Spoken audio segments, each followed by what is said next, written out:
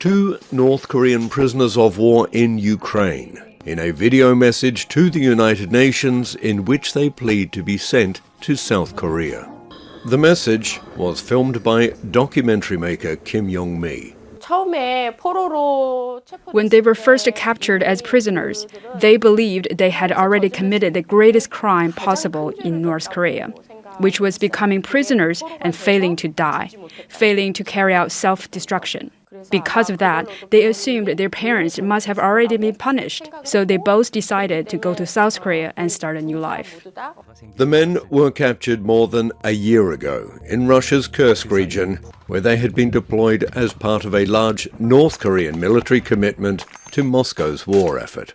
South Korea says about 10,000 North Korean soldiers were initially deployed to fight alongside Russian forces and have since been reinforced by thousands more, along with army engineers and construction workers.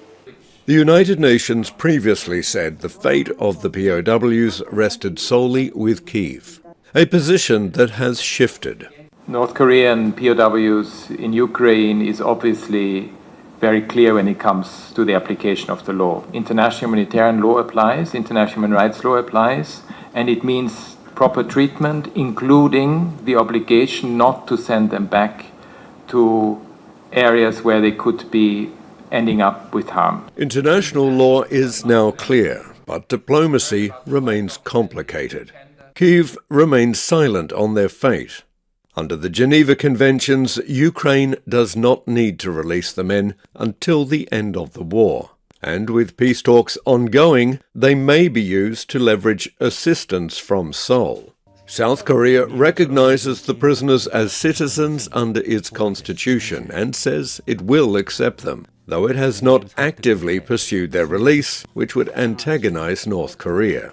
So even with the UN weighing in, the men may have to wait until the guns fall silent to learn of their fate.